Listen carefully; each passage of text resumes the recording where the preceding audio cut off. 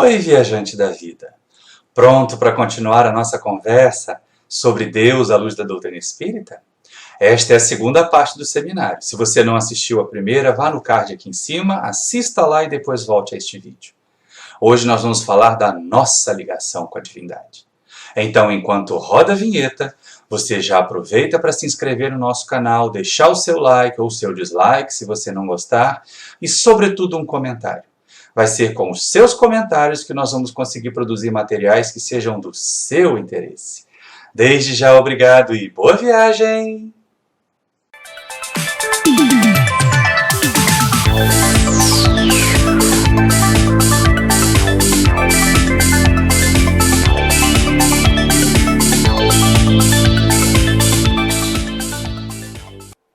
Isso. Então, pessoal, retomando aqui o nosso seminário, o Divaldo fala a respeito do Dr. Cressy Morrison e traz para nós as razões, enumera as razões dele, cientista, para crer em Deus.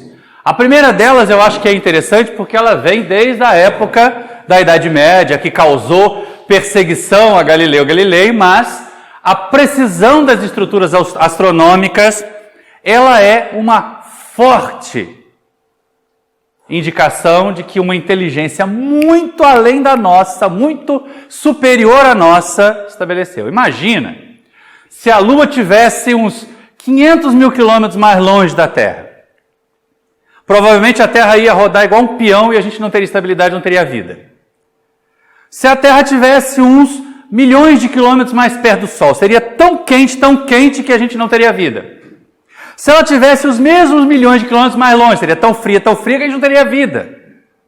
Então, olha que precisão de estar aqui e ter a Lua como âncora, para não ficar rodando assim, igual o peão, e rodar direitinho, e fazer o percurso dela e ter a possibilidade de vida. Então, essa é uma das argumentações. E aí ele coloca sempre assim, se eu não pensei, se ninguém pensou nisso, quem pensou? Outro argumento importante é a precisão dos mecanismos da vida. Vocês já pensaram se em vez das nossas orelhas estarem no alto da cabeça, elas estivessem debaixo da axila, ia ter muito mais gente surda do que tem hoje, né? Então as estruturas biológicas estão colocadas no lado certinho. A forma como os corpos foram se aperfeiçoando, como os órgãos foram se especializando, isso é acaso? Se nós fôssemos obras do acaso, nós não teríamos as espécies se distinguindo. Houve uma força que estabeleceu essa agregação, essa especialização dos órgãos. Então, se nós não pensamos, quem pensou? Não é verdade? Outro argumento importante que o Dr. Cressy Morrison apresenta é o automatismo vegetal. E é um negócio que a palavra ela é até pomposa, né? O heliotropismo. Você vê que a planta sempre se desenvolve para o lado que ela recebe mais luz. Porque é através da entrada da luz sobre as folhas que ela realiza o seu metabolismo e aí alguém pensou isso? A planta pensa? Não, a planta não pensa. Eu seria capaz de estabelecer um mecanismo desse? Também não. Se não fui eu que pensei, alguém pensou.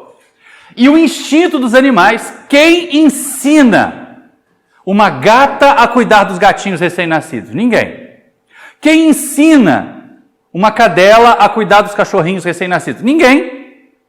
Ah, não, ela aprendeu com a mãe dela. Mentira.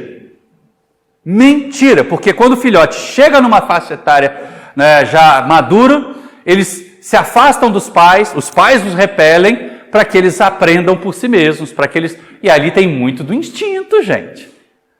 Se não fomos nós que colocamos aquela inteligência automática ali, quem colocou? A precisão genética. E olha que a gente fala, esse livro do professor Morrison, ele aparece lá pelo final da década de 50 e início da década de 60. E a genética começava a florescer. Ainda as brincadeirinhas lá da ervilha com caroço rugoso, com caroço liso lá do Mendel, né? O pessoal discutindo isso até aquele momento. E a gente hoje, com os desenvolvimentos de hoje, então, com a hélice do DNA sendo decifrada E a gente consegue saber, consegue, né, usar as bases, saber o que tem, fazer teste de paternidade com o DNA, mas não consegue montar uma hélice daquela. Quando tenta fazer um clone, coitada da ovelha Dolly, né? Só clonou os defeitos, ela ficou com reumatismo, com um monte de doença, morreu novinha. E uma ovelha de verdade, uma ovelha da reprodução natural, teria se tornado, né, muito mais antiga, muito mais longeva. O primeiro animal clonado, a ovelha Dolly, lembram disso? Mas está aí, ó, se não fomos nós, e se nós ainda hoje, mesmo conhecendo, olha que coisa interessante, eu posso ler um livro, conhecer todas as palavras que estão no livro, mas se eu não conseguir interpretar, se eu não conseguir reproduzir o que está receitado no livro, já era, é a mesma coisa que não saber. É a mesma coisa que não conhecer. Então nós somos, de certa maneira, levados a pensar, mas quem pensou nessa estrutura tão intrincada? Eu me lembro ainda quando aquele grupo de cientistas finalmente conseguiu mapear todo o genoma humano. Tá bom, tem um mapa. E agora, o que faz com isso? Vocês já repararam? Já tem mais de 10 anos que a gente alcançou a totalidade do mapeamento do DNA humano. E até agora? Fora a par as discussões éticas, que são gravíssimas e que precisam estar sempre, né, tecnologicamente, pouco se fez. Tá certo que daqui a pouco o pessoal que gosta de comer carne vai comer carne de hambúrguer sintético, carne sintética produzida com gosto de carne de células, né, obtidas dos animais. Mas, né, a ciência está caminhando ainda para fazer hambúrguer. E o que nós estamos observando é que os corpos estão cada vez mais aperfeiçoados e mais celeremente do que as doenças são capazes de nos matar, não é verdade? Pelo menos para isso, o conhecimento genético de hoje já nos ajuda a fazer medicamentos. Olha a ciência aí como instrumento de Deus. Olha a ciência como um mecanismo de ação de Deus sobre o mundo, sobre a criação. Quinto argumento, a inteligência humana. Aí o Dr. Crasimorson faz uma longa, discorre longamente sobre isso. O Divaldo também fala na tal palestra lá que tem em CD. Mas é interessante pensar assim, realmente, né? Nós somos capazes de ir muito além da inteligência animal. Vocês repararam isso? Como é que nós nos comunicávamos? Pensa como é que o livro dos Espíritos foi construído. Allan Kardec escrevia uma carta para um grupo espírita que estava na Bélgica, outro que estava em Varsóvia, na Polônia, e aí ele levava 2 meses para a carta chegar lá, e eles liam a carta, o professor Rivaio pediu para a gente perguntar para os espíritos aqui na nossa reunião, o que é isso assim assim? E aí os espíritos lá respondiam em Varsóvia, respondiam em Bruxelas, escrevia-se uma outra carta de resposta, botava no correio e levava mais 3 meses para chegar ao Kardec. Quer dizer, uma pergunta do Livro dos Espíritos para ser respondida por mais de um grupo, por mais de um médium, levava aí no mínimo 6 meses. Como é que nós nos comunicamos hoje? Aliás, deixa eu perguntar, alguém lembra como é que escreve e-mail além do Paulo? Porque a Neide já está na fase WhatsApp da vida. O Paulo que ainda está no e-mail. Então, olha só como é que nós nos comunicamos rápido. Não é? Como é que mudou? Como é que avançou? Isso é fruto da inteligência humana. A partir do momento em que eu conheço alguma coisa, esse conhecimento serve de base para que eu construa outro conhecimento. Para que eu desenvolva outra tecnologia. E nós vamos assim aperfeiçoando a sociedade que estamos. Nenhum dos espíritos benfeitores da humanidade tem um livro que eu acho muito interessante. Peraí, só um instante. Muito interessante da Joana de Ângeles, que é o Dias Gloriosos, em que a benfeitora espiritual ela vai tratar de temas de atualidade. Fala de clonagem, de engenharia genética. Então, assim, nenhum dos benfeitores espirituais da humanidade contesta o desenvolvimento científico e tecnológico. Eles põem em questionamento o uso que nós fazemos da tecnologia. O WhatsApp é bom, é ágil na comunicação. A fofoca e a fake news não é. Não é verdade? A internet é boa, facilita acesso ao conhecimento. Poxa vida, já pensou, gente? Quantos de nós aqui teríamos condição de fazer uma viagem para Paris e visitar o Louvre? Basta entrar na internet que a gente visita, como se estivesse lá, tridimensional. Então a internet é boa, o mau uso dela é que não é. Fazer demonstrações de degola de inimigos na internet é que não é bom. Então a tecnologia em si não é ruim, o uso que nós fazemos dela é que é. E aí de novo cabe o alerta a nós espíritas, né? Poxa, eu vou sair daquele grupo que só fala mal. Eu vou parar de responder aquela criatura. E aí não tenha dúvida, se você tem aquelas criaturas impertinentes, que só divulgam mensaginha chata, que só colocam o pior da sociedade, bloqueia mesmo, não tem, sem dó nem piedade.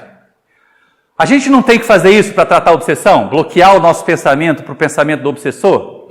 Então você imagina que aquele parente chato que só coloca videozinho, memezinho chata, pró ou contra governo, interessa, né? Mas com viés ideológico muito forte, bloqueia ele. Você está bloqueando um obsessor, está trabalhando a sua desobsessão, olha só que chique. Né? Então tudo isso é fruto da inteligência humana, a tecnologia é boa. Na época do professor Rivai, as criaturas que ele já desencarnou velho, com 65 anos incompletos, ele era velho para o seu tempo, porque a expectativa de vida era menor do que essa. Hoje uma pessoa com 70 anos é extremamente jovial, é vigorosa, realiza muito mais na sociedade que as pessoas realizavam no passado. Eu acho até interessante a respeito disso uma nota pitoresca um tanto jocosa. De vez em quando, nós no Movimento Espírita gostamos de um misticismozinho, né? Daquela coisa, ai, vocês já viram como é que é interessante quando o Divaldo Franco recebe mensagem do Bezerra de Menezes, ele vai envelhecendo, ele vai mostrando aquela cara de ancião, e eu fico só olhando assim, não sabe de nada, inocente. Bezerra desencarnou com 69 anos, não é? Divaldo está com 92. Se Divaldo recebe Bezerra, ele devia rejuvenescer, vocês não acham? Então, pelo amor de Deus, abafa o misticismo, gente. Né? Mas o povo gosta, aquela voz arrastada de velhinho. Velhinho é o Divaldo, Bezerra é jovem. O equilíbrio do ecossistema. E aí a gente tem que tomar um cuidado danado com a nossa responsabilidade em relação a isso. E um cuidado danado com os nossos governos em relação a isso, porque são danos que depois não tem como voltar atrás. Uma amiga nossa mandou para nós, ontem, olha só, essa é uma onda de frio, né? Onda de frio no Rio de Janeiro. Lá em Seropédica a gente brinca que o inverno foi rigoroso, caiu num sábado. Né? Porque já houve tempo em que a gente ficava lá com um casaco, com uma meiazinha mais grossa, uma semana. Agora, as mudanças climáticas são reais. E aí ela, amiga de muito tempo, mais de 30 anos de amizade, manda aquele propagandazinha das casas pernambucanas. Aí eu falei assim, Narcisa, não tem nem mais casa pernambucana, nem frio. As duas coisas já acabaram. E é verdade, gente. Então, é muito sério o desequilíbrio no ecossistema. Como eu quero que vocês também ouçam lá o vídeo do Divaldo e transferir o mérito para ele, porque a gente chegou a esse conhecimento graças ao nosso carifeiro baiano, né? Eu gostaria que vocês ouvissem a história muitíssimo bem-humorada que ele conta a respeito da Austrália. De ventos e da inserção que eles foram fazendo no ambiente, e aí planta cactos, e cacto começa a crescer e a tomar conta das plantações, e aí eles precisavam de um inimigo natural, de um predador natural para o cacto, e eles vieram buscar aqui no Nordeste um besouro, faminto para comer os cactos da Austrália. Né? Então vamos ouvir com o Divaldo que fica mais engraçado. E a sétima argumentação, o sétimo argumento, por que o Dr. Cressy Morrison, cientista, crê em Deus, é a nossa capacidade de imaginar. Por mais que o João de Barro faça sua casa de barro, com a portinha virada para outra direção que não a da entrada do vento, todos os João de Barro fazem daquele jeito. Como é que estão as nossas casas hoje? Mais que isso, o que decora as nossas casas hoje? Já viram algumas pinturas? Algumas esculturas, algumas que realmente podem ser chamadas assim, né? Obras de arte. Já paramos para ouvir música boa. E aí, para ouvir música boa, não necessariamente a gente vai ter que ouvir rádio. Vai ter que ser um pouco mais exigente, porque rádio toca o que vende. Rádio toca o que dá audiência. Para a gente ouvir música boa, a gente tem que pesquisar. E aí eu posso até fazer 2 sugestões de música boa. Tirando toda a nossa MPB, que é muito legal da gente ouvir, né? Clube da Esquina e tudo mais. Mas 2 sugestões internacionais de música boa. Uma é um projeto social britânico chamado Libera. Um coral fantástico de crianças. E é um projeto com quase 40 anos. Sempre focado no desenvolvimento da arte e no aprimoramento da autoestima daquelas crianças. Todas de escolas públicas de Londres. E o outro pesquisa um pouquinho lá, música celta para meditar, que a gente vai gostar de ouvir a beça. Né? Então é a imaginação humana. É a nossa capacidade de criar não o concreto, mas de criar um abstrato que enaltece, que toca o espírito. Ele não foi capaz, o Dr. Cressy Morrison, de falar o espírito humano. Mas a nossa imaginação é a prova mais patente de que nós não somos só um sistema neurológico funcionando. Tem algo mais em nós. Né? Além de ser uma das argumentações utilizadas para a existência de Deus, puxa vida, a imaginação humana é uma das argumentações que pode ser usada para a existência do espírito que nós somos. E lógico que nós somos chamados a realizar mais e melhor com isso. Por isso mesmo, quase 100 anos antes, no livro A Gênese, Allan Kardec faz questionamentos muito parecidos com o do Dr. Cressy Morrison. Olha só que coisa interessante. O efeito inteligente, né? E a gente tem isso desde o Livro dos Espíritos. Para causas, efeitos inteligentes só podem ter por origem uma causa inteligente. Então, como é que a gente percebe Deus? A causa existe, mesmo que nós não vejamos a causa, não é? Se a gente ouve uma música de um instrumento que a gente não conhece, a gente diz assim, isso é música. Eu não conheço o instrumento, mas eu sei que ela teve uma origem em algum instrumento. Então o codificador fala a respeito da marca da inteligência em suas obras. Isso me remete a um livro da Meimei, o Pai Nosso, que é um livro focado para o público infanto-juvenil, para os evangelizadores usarem nas aulas de evangelização. E lá ela, logo no começo, quando trata da existência de Deus, ela propõe um pequeno apólogo. Disse que um caravaneiro tinha muitos camelos, mas era uma criatura descrente, uma criatura que achava que se bastava. Mas muitos dos seus cuidadores eram muito religiosos. Faziam as 5 orações por dia previstas lá no Corão. E um dia ele abordou um desses caravaneiros que era uma criatura analfabeta. Ele perguntou assim, como é que você tem certeza que Alá existe? Que você está orando e pedindo a proteção de alguém que realmente vai cuidar de você? E aí o homem, na sua sabedoria, disse assim, Senhor, quando à noite, na sua tenda confortável, sob as suas cobertas, você ouve passos do lado de fora, como é que você vai saber se foi um homem, se foi um camelo ou se foi um cavalo? Eu acordo de manhã, diz o patrão, vou para o lado de fora da tenda, se houver a marca de um pé, foi um homem. Se houver uma pata mais arredondada e larga, foi um camelo. Se houver algumas patas mais finas, foi um cavalo. Então, meu senhor, você reconhece o autor dos passos pelas marcas que o autor deixa. Quando cai a noite e eu olho para o céu, não fui eu que fiz as estrelas. Não fui eu que fiz a lua aparecer. Quando amanhece e da escuridão aparece o sol, não fui eu que fiz o sol se levantar. Alguém fez. Então eu reconheço Alá nas marcas que Ele deixa nos céus para nós. Eu reconheço Alá naquela árvore imensa tamareira que ninguém de nós aqui plantou, porque há o ditado que quem planta tâmaras não come tâmaras, porque é uma árvore que demora muito para dar fruto. E ali está aquela árvore a nos dar os frutos que nós comemos agora nesse oásis. Eu reconheço Alá nessas marcas. O patrão entrou na tenda, pegou um outro tapete, colocou do lado do servo e passou a orar para Alá também. Então a gente reconhece as marcas da inteligência pelas obras que ela deixa. E é interessante isso porque Kardec vai buscar na ciência, exatamente igual o Dr. Cressy Mawson. O que a arqueologia disse para nós? E olha, século XIX, né? As descobertas arqueológicas estavam começando a invadir as pirâmides, o pessoal na América estava começando a descobrir as ruínas maias e astecas também, né?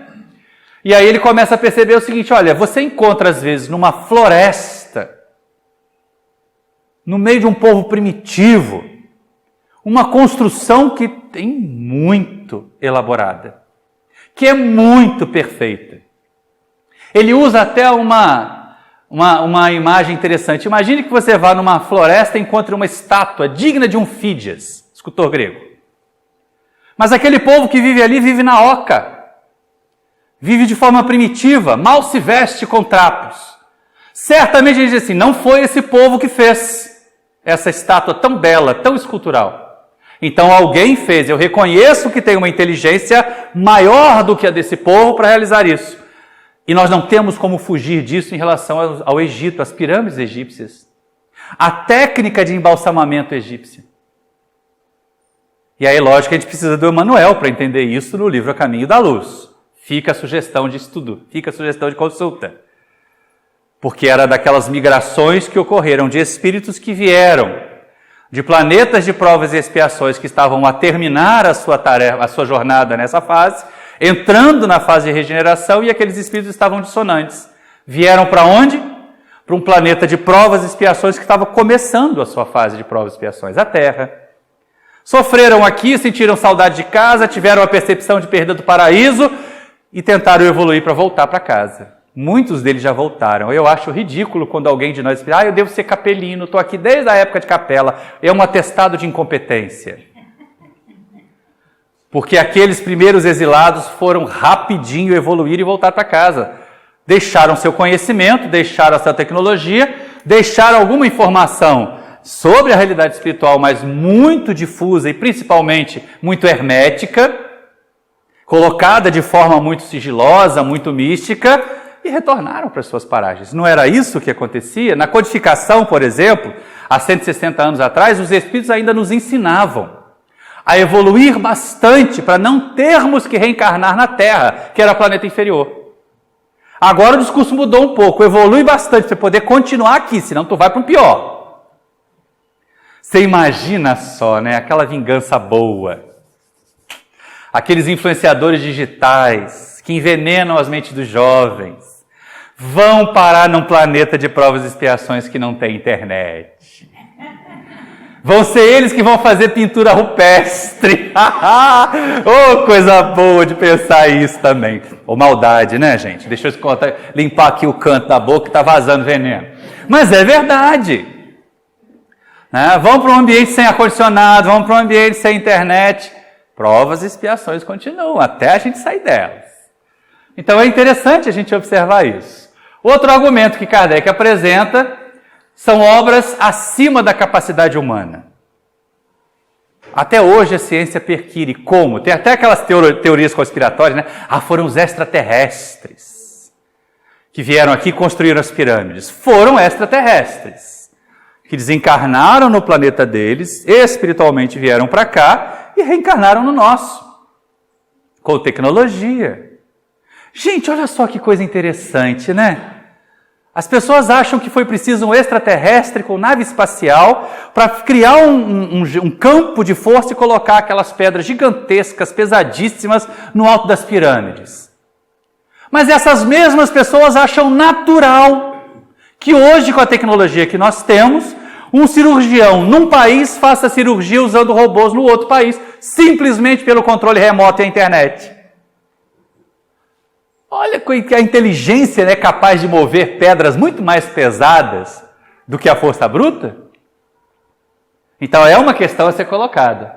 Aí elas são provas, obras da inteligência suprema. Principalmente essas magníficas que nós observamos. Outro argumento importante que aparece é, ainda com Kardec, ainda no livro A Gênese, nós percebemos o seguinte, olha, as leis naturais, elas são um efeito. Muitas pessoas dizem, a gente não precisa de Deus, não precisa acreditar em Deus, porque as leis naturais explicam tudo.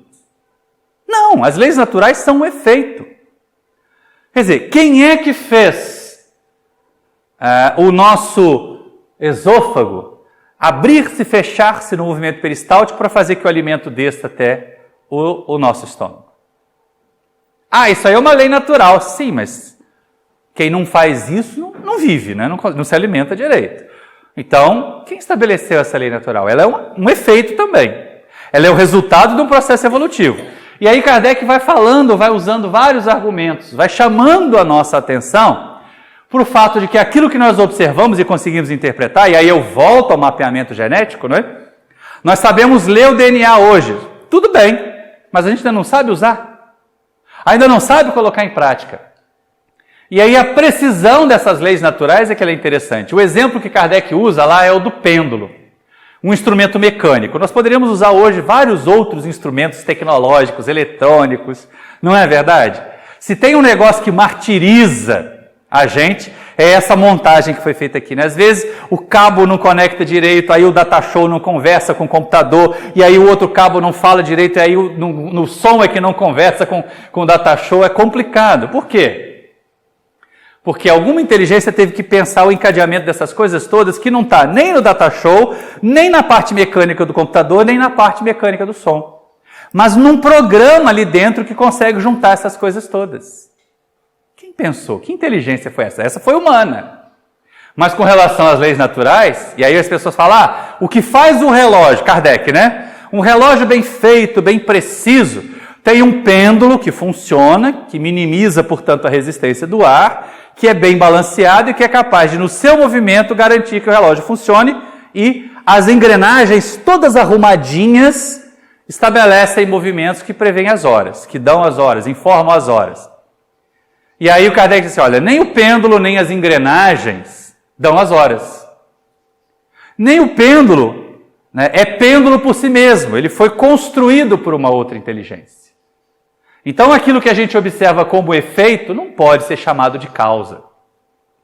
E a gente tem lá no Livro dos Espíritos, né, da causa primeira de todas as coisas, se a gente vai remontando a causa de um efeito, a causa da causa daquele efeito, até a gente chegar na causa primeira, não tem jeito. Quem foi que construiu o DNA? O DNA constrói todos os corpos, é verdade, mas agora quem foi que construiu o DNA? Foi o acaso. Aí pergunta de Kardec a qualquer cientista. O acaso, que é uma coisa aleatória, pode ter um resultado inteligente? É estranho que isso aconteça, não é? Então vem uma colocação ainda mais reveladora, que é a grandiosidade da obra a revelar a causa. A obra mais grandiosa da divindade é a nossa própria existência. É o desenvolvimento de corpos em que a inteligência elaborada como a nossa possa utilizar como instrumento para promover mais progresso, para alterar e melhorar. Gente, presta atenção, o compromisso é alterar, sim. Aquela coisa, né, contemplativa, vamos contemplar a natureza, preservá-la como ela está. Isso não é o uso sustentável dos recursos naturais. Agora, que nós não vamos jogar lixo nos barrancos para depois não matar as fontes, as nascentes, não cair o lixo na casa de baixo, a gente tem que ter cuidado em relação a isso. Então, modificar para melhor. Quer dizer, a gente vê a água na fonte e acha linda. A gente vê a água na fonte e acha saborosa, mas se essa água não chegar na nossa casa para a gente beber, a gente morre. A nossa sociedade não vive, não existe mais sem interferência no meio ambiente. O problema é que nós estamos fazendo a interferência destrutiva. A gente vai à terceira parte do Livro dos Espíritos, quando Allan Kardec, a gente pensa que ecologia não é coisa de espírita. A gente pensa que meio ambiente, que preocupação ambiental não é coisa de espírita. É mentira. O capítulo que trata da lei de destruição no Livro dos Espíritos é um tratado de meio ambiente. é um tratado em que Kardec vai estudar destruição necessária, destruição abusiva, interferência do homem no ambiente, as modificações que são causadas. É muito importante estudar. Terceira parte do Livro dos Espíritos, o capítulo da lei de destruição. E aí nós vamos perceber que intervir no ambiente tem que ser com muita cautela, para que a gente não cause danos irreversíveis e pense nas próximas gerações.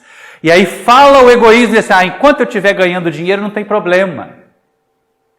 É lógico, essas pessoas não são reencarnacionistas. Mas vocês já imaginaram quantos desmatadores estão renascendo agora no deserto que eles criaram? Né? Quantas criaturas que extinguiram animais pela caça estão doentes agora porque não têm as células, os princípios ativos que estão naqueles seres que eles extinguiram? Não é? Então a gente tem que ter cuidado. Sem contar o seguinte, nós somos reencarnacionistas. Na melhor das hipóteses, se a gente fizer tudo direitinho, a gente volta a reencarnar na Terra. Poxa, gente, vai destruir o planeta agora para voltar depois e encontrar o que aqui? Frangalhos?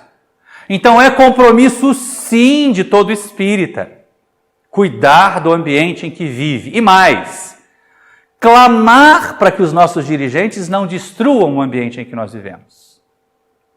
Mandar aquela mensagenzinha para aquele que a gente votou, dizer assim, olha, eu não quero que isso passe, que essa lei que destrói o ambiente passe. É necessário continuar fiscalizando, é necessário assinar lá o tal do Acordo de Paris. É responsabilidade do espírita intervir para que a sociedade não se autodestrua. E nós às vezes somos omissos. Não, eu estou lá no centro, vou fazer orações para que os dirigentes tomem decisões corretas. Faz a oração e manda para ele uma frase, não voto em você de novo. São 2 orações, olha só, né? Verdade, professora de português, se ela estiver me assistindo, ela vai gostar. Você faz a oração prece e manda uma oração. Senhor deputado, senhor senador, se passar essa lei que vai destruir o ambiente, eu não voto mais em você. A gente tem que atuar na sociedade.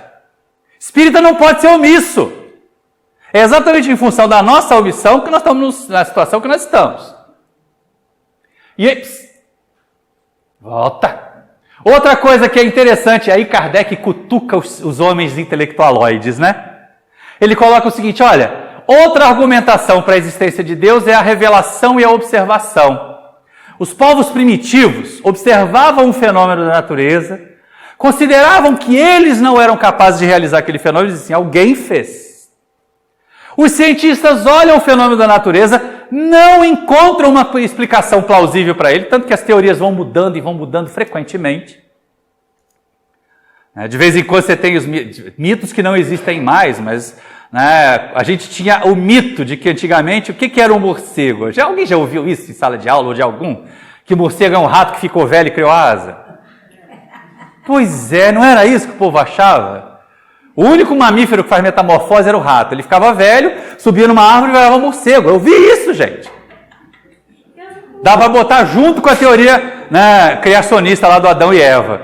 Mas as teorias mudam. E aí Kardec assim, como é que pode os cientistas de hoje serem menos inteligentes que os homens primitivos?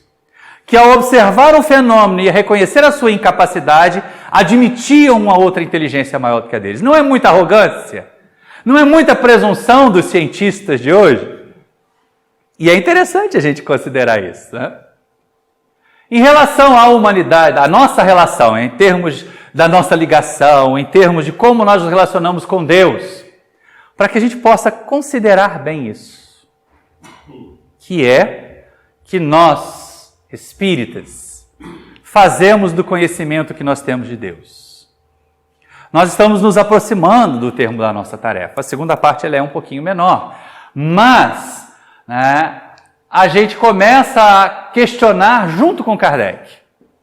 Porque a ideia de um seminário sobre Deus não é dizer assim, eu fui lá no Vicente de Paulo em Mendes e aprendi tudo sobre Deus com o Maurício. Primeiro que o Maurício não sabe tudo sobre Deus. Estou estudando. Segundo que saber tudo sobre Deus não vai adiantar nada. se eu não souber usar esse conhecimento. E aí, como é que eu me coloco? Como é que eu me posiciono diante da divindade? A primeira coisa que preocupou Allan Kardec, parte 1, capítulo 1, questão 10, é se nós podemos compreender a natureza íntima de Deus. O que põe por terra a ideia de que a gente veio aqui hoje, num domingo, num dia 7 de julho, para saber tudo sobre Deus, para compreender Deus. Não. Sabe qual foi o nosso mote? A nossa ideia na montagem desse seminário, que foi uma solicitação de amigos muito queridos, lá de Maripá de Minas, é uma cidade que nem aparece no GPS, só tem a rodovia que passa no largo dela, mas era levar essa ideia para discussão num trabalho com jovens. Porque a nossa juventude está mais materialista do que a nossa geração que está aqui presente. Então, discutir com os jovens a questão da divindade, mas não para fazer os jovens acreditar que Deus existe, mas para eles pensarem assim, bom, se eu for bom, Deus existindo ou não, ou melhor, eu acreditando ou não que Deus existe, eu estou de boa com Ele.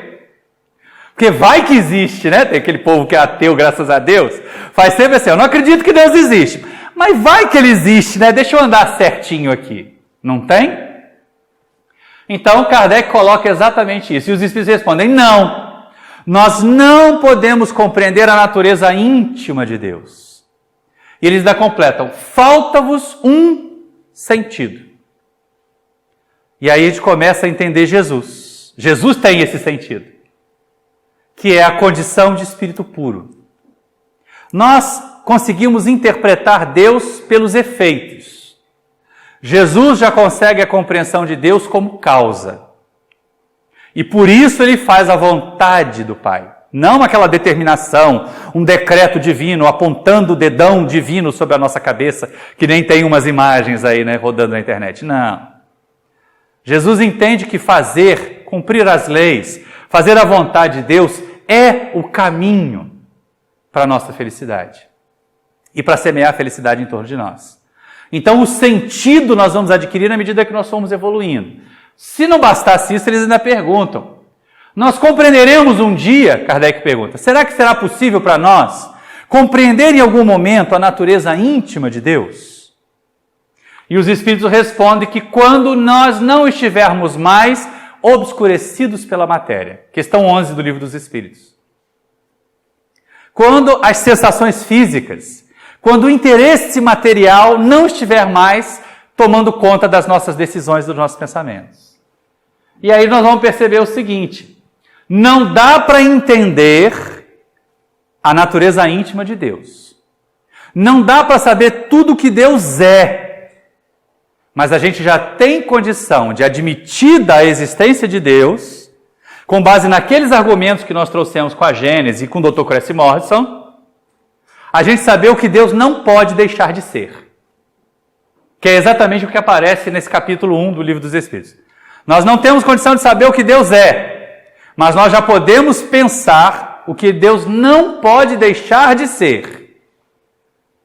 E aí aparece o item muito bonito nessa questão 12 dali para frente, que trata dos atributos da divindade. Já que a gente está estudando para saber o que Deus não pode deixar de ser, então, vamos lá, né? O que seria Deus? Bom, e aí a gente começa a pensar na divergência entre aquilo que nós sabemos que Deus tem que ser, e o nosso comportamento diante desse conhecimento. E os Espíritos, então, vão trazer para nós essas informações.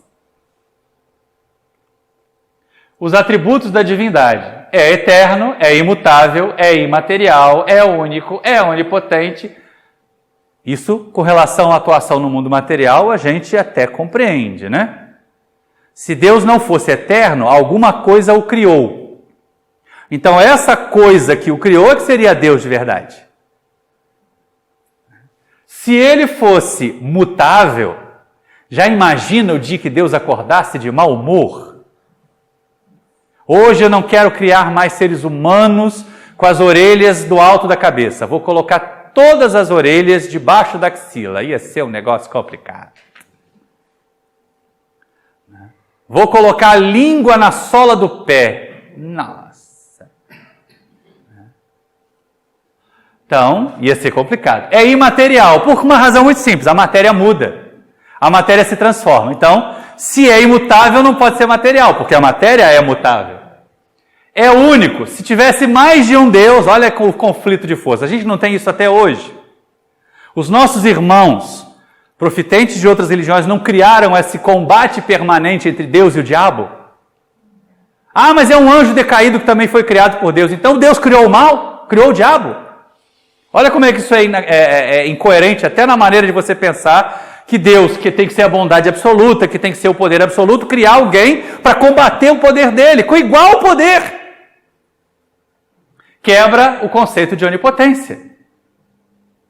Então, isso com relação à atuação. Agora, com relação à parte ética, com relação à parte moral, que é muito mais importante e mais perene, Deus é soberanamente justo e bom.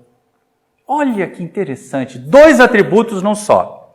É a justiça em grau superlativo e é a bondade em grau máximo. Puxa, mas dá para ser bom e justo ao mesmo tempo? Porque a gente olha na nossa sociedade e diz, eu quero ser bom para o meu aluno, eu vou fingir que eu não estou vendo ele colar. Mas aí eu estou sendo injusto com os outros alunos que estudaram. E no fundo, eu não estou sendo bom para a sociedade, que vai ter um médico que colou e não sabe cardiologia, que vai ter um engenheiro que colou e não sabe fazer cálculo de estrutura, que vai ter, no meu caso em particular, e eu falo isso para eles, as matérias que a gente dá são sempre bastante pesadas, eu não quero abrir um jornal quando eu me aposentar, eu estava sonhando que eu ia me aposentar algum dia, né? Eu não quero abrir o jornal quando eu me aposentar e ver que um de vocês explodiu uma fábrica, porque calculou mal o reator, porque calculou mal o resfriador. Então tem que aprender, se não aprender não passa.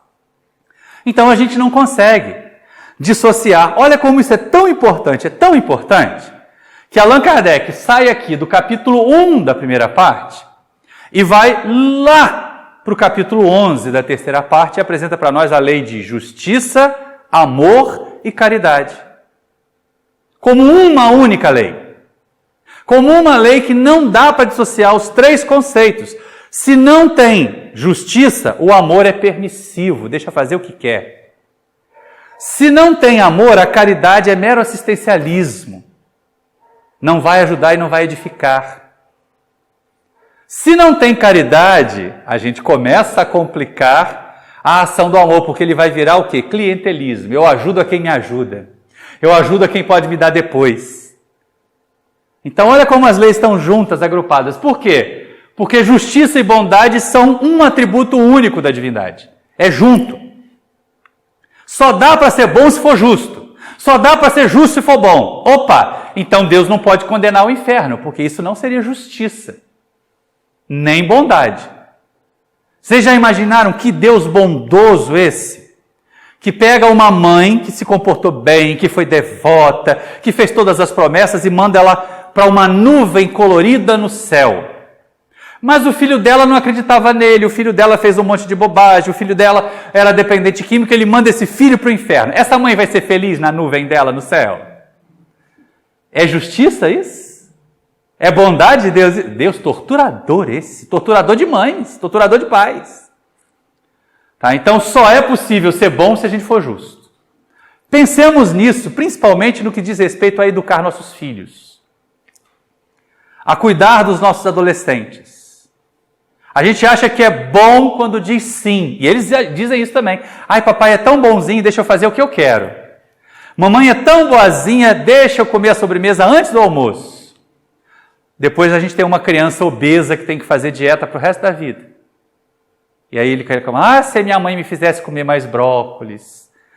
Se meu pai me fizesse comer mais espinafre, não é? Por quê? Porque a gente não soube ser justo. Não soube ser bom de verdade.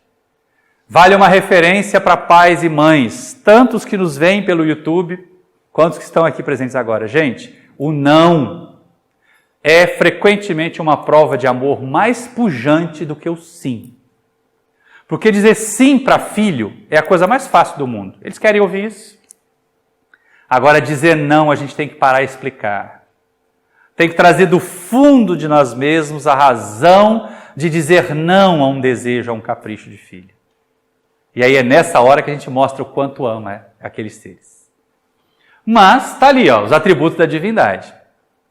E a gente começa a perceber isto aqui, ó, nós somos filhos, originados dessa causa primeira. Nós somos aquelas criaturas que foram construídas a partir da justiça e da bondade, frutos de justiça e bondade. Epa, mas peraí. Se eu vim da bondade e da justiça, por que de vez em quando eu sou mau e injusto? A minha relação com Deus deve estar abalada, não está? Deve ter alguma coisa que eu sei, mas não vivo. De que eu até intelectualmente trabalho até bem, sei dar explicações. Já imaginou? Nós somos quase 50 aqui, né, Paulo? Nós vamos saber citar as questões do Livro dos Espíritos que falam de Deus. Nós vamos poder citar outras do Livro dos Espíritos que falam de Jesus como modelo e guia. E quanto delas nós já vivenciamos? Essa é a questão primordial, essa é a questão que pesa nas nossas economias espirituais. O que nós fazemos de especial com essa origem divina, com essa nossa participação como tarefeiros de Deus para a mudança no planeta? O que nós fazemos de especial?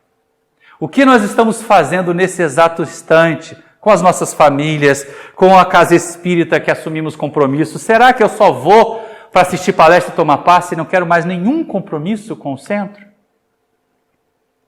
Se eu imaginar a felicidade, vocês não vão imaginar, mas eu posso dizer, né? A felicidade que a gente está de ver 50 pessoas num domingo de manhã, temperatura de 10 graus lá fora, né? Assistindo um seminário sobre Deus, isso é muito interessante. Agora, a gente podia assumir um compromisso de ir lá para fora e depois fazer um pouquinho mais do que tem feito. Né? Mudar um pouquinho mais o comportamento que tem adotado.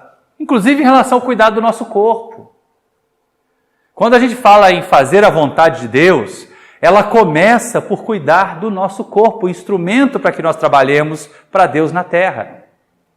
Não é Deus que tem que trabalhar por nós. Nós é que devemos cooperar com Deus para que a criação siga o seu curso. Nós é que devemos emprestar a Deus as nossas mãos, a nossa inteligência, a nossa voz, a nossa força de trabalho, a nossa capacidade realizadora, para tornar o mundo em que nós vivemos um mundo melhor. Então fica essa busca de compromisso aí para que a gente se coloque, se pergunte, se argua que tenho feito de especial. E aí, o sentir Deus, que é aquele sentido que a gente tem que desenvolver, e o agir de acordo. Primeira referência que a gente deixa, já caminhando para o nosso encerramento, é que não basta crer. Jesus, até os demônios acreditam em Deus. Né? Mas eles não cumprem a sua vontade. É necessário, não basta nem só sentir. Eu botei o sentir entre aspas porque a gente não tem o sentido, segundo o que os Espíritos falaram. Eu sou muito devoto, eu sinto Deus aqui presente nesse momento, quando nós estamos fazendo a nossa prece de encerramento. Aí sai lá fora, liga o WhatsApp, tira do silencioso e já começa a mandar fofoca. Se fosse período de verão, você viu o decote da fulana na reunião, Beltrano? Já começa a deitar a língua dos outros. Fofoca é a nossa condenação de que a gente não está fazendo ainda o que está aprendendo. As religiões, e todas as religiões falam de Deus. Todas as religiões colocam a divindade como Criador, como Pai, como gentil cuidador de todos nós. E aí a nossa pergunta, quais religiões não fizeram guerras? Não tem coisa mais excrescente do que o termo guerra santa, não é? Eu vou levar a palavra do Senhor na violência. E nós não vamos nos eximir. Se enquanto nós estávamos nas outras fileiras, enquanto nós investíamos uma batina, um hábito, a gente achava normal na Idade Média aqueles grupos de pessoas levarem a mensagem de Jesus aos judeus perseguidos ali na Península Ibérica, forçar-lhes a conversão, a mudar o nome, os pinheiros, os oliveiras, são todos descendentes de judeu convertido. né? Os Bezerra, os Pereiras da vida, são todos assim. Era gente que tinha uma crença, mas para não morrer nas fogueiras da Inquisição, foi obrigado a mudar de nome e de crença, na aparência, mas não no sentimento. Então não tem nada pior do que a guerra santa, não é? Elas são as verdadeiras negações da existência de Deus. E aí vem uma questão, se a gente diz que crê e não age como, ou hipocrisia religiosa danada, né? Vale para os influenciadores digitais. Alguns de nós assinamos canais no YouTube, não é verdade? Ora, se a criatura se coloca ali como um defensor do cristianismo e dissemina notícias falsas e fomenta a violência e tem um discurso agressivo, ele é mesmo defensor de Jesus ou ele está fazendo com que, mais uma vez, como aconteceu na Idade Média, uma nódoa de sangue seja colocada sobre o nome do Mestre? Sobre o nome do Mestre. Sobre a obra do Mestre, não. É a hora da gente se desinscrever. Não quer dizer só que nós temos que ouvir palavras suaves, melódicas, não. Porque de vez em quando a gente cai no complexo de Poliana, de que está tudo bem, né? Jesus está no leme. Toda vez que eu ouço isso, eu penso em Jesus morrendo afogado.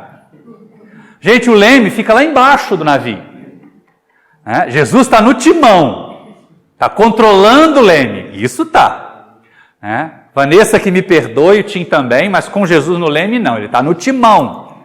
Né? O leme está lá debaixo da água, fazendo o barco ir para onde a gente quer. É verdade. Mas os marinheiros somos nós, né? E a gente pode afundar esse navio, mesmo com um bom capitão. Então vamos fazer a nossa parte. Vamos viver um pouquinho mais daquilo que a gente se coloca para fazer.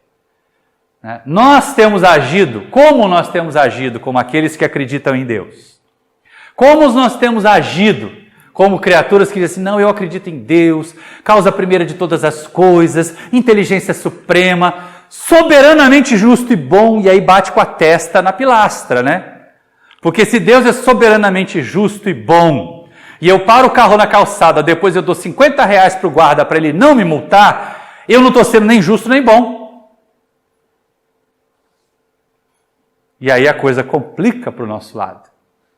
A vantagem é que Deus é tão justo e tão bom, que se a gente não melhorar agora, tem a chance de melhorar de novo num outro planeta de provas e expiações. Espera, porque aí não vai poder fazer fofoca pelo WhatsApp, não vai ter internet, vai fazer fofoca por tambor. Fofoca por sinal de fumaça. Mas vai fazer fofoca, gente, não tem jeito.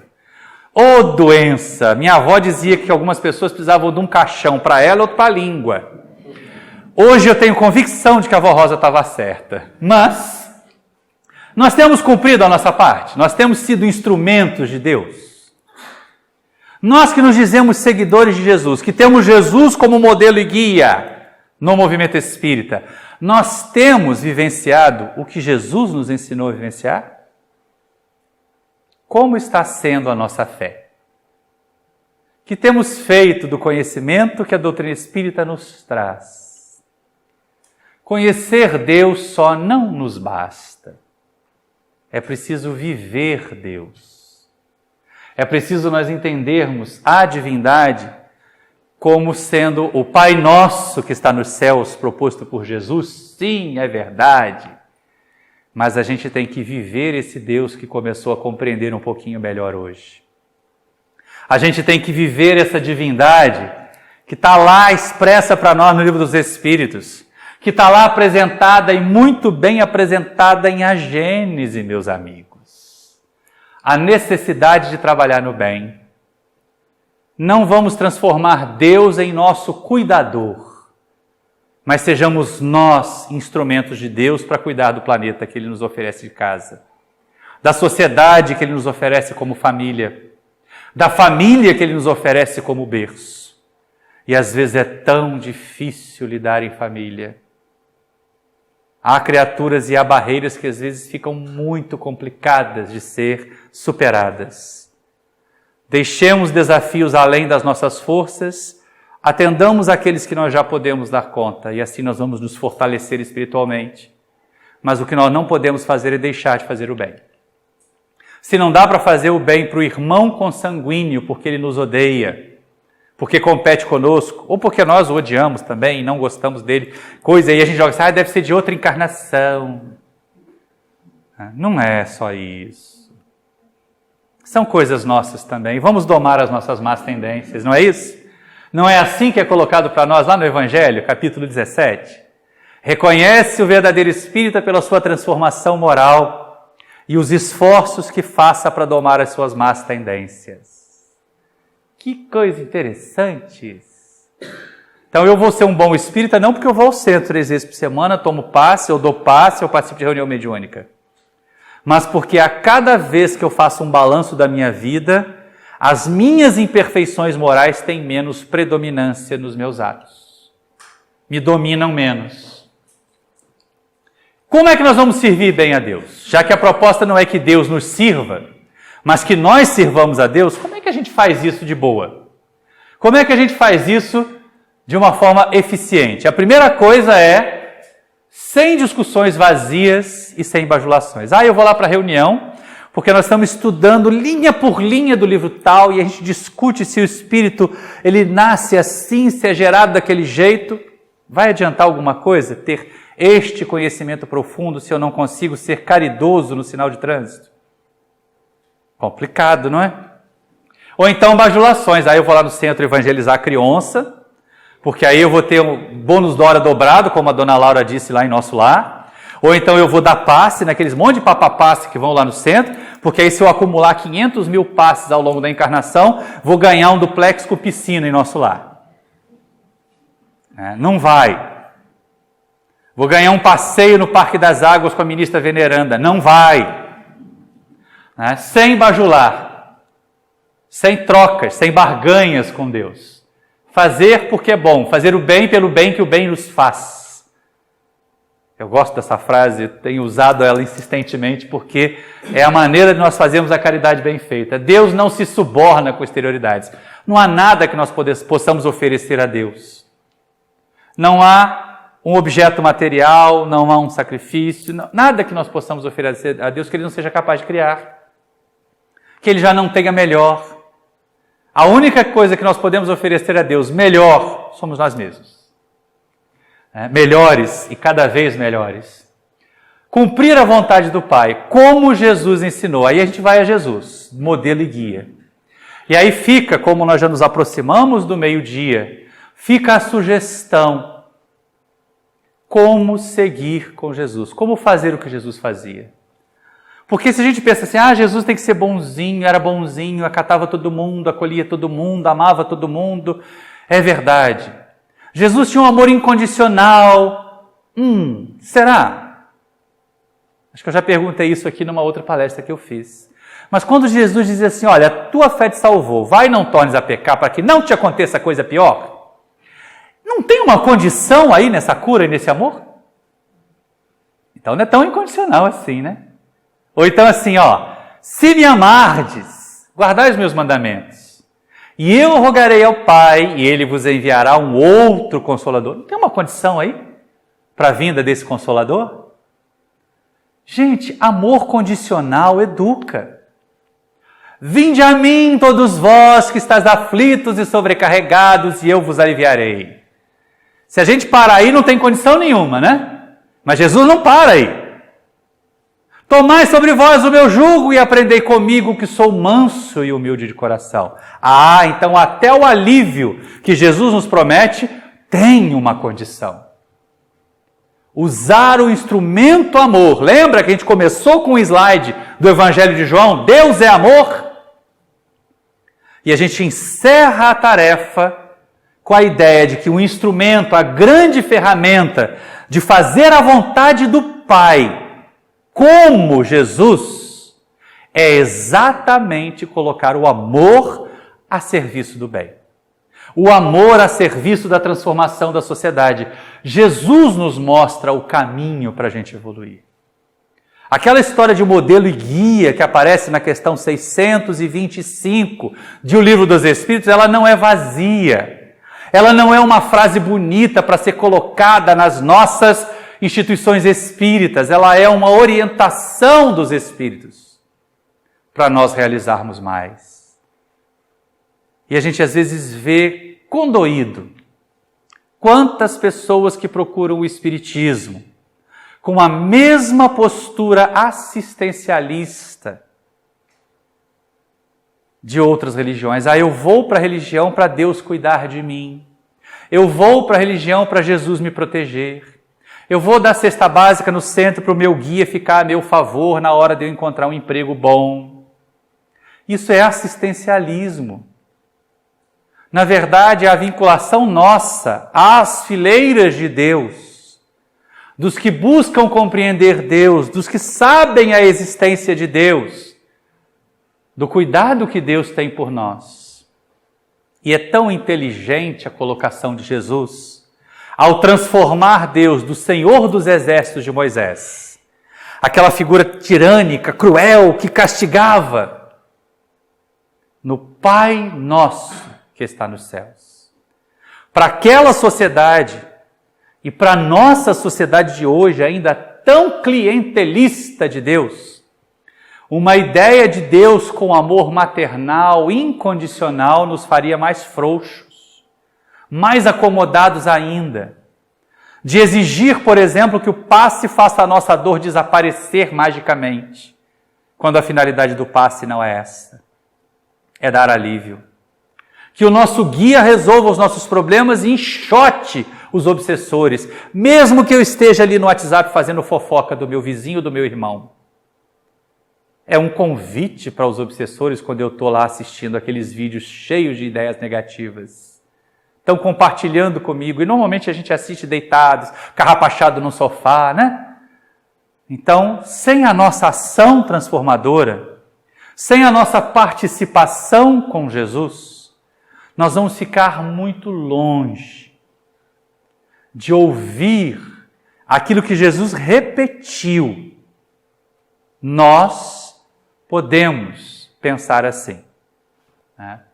Nós somos deuses, no sentido de que a vontade de Deus na terra vai se expressar através de nós. E eu deixo a pergunta: vós sois deuses? Será que nós temos feito mesmo o que Deus faria, a vontade de Deus? Que o nosso conhecimento sobre Deus não seja apenas erudição espírita, mas que o nosso conhecimento sobre Deus, que amanhã que nós passamos aqui hoje, nos ajude a sermos melhores construtores do bem, construtores da paz, no planeta e na sociedade em que nós vivemos. Meus irmãos queridos, nos aproximemos de Deus, nos aproximemos de Jesus, por meio da transformação de nós mesmos em trabalhadores do bem. Muita paz a todos e muito obrigado.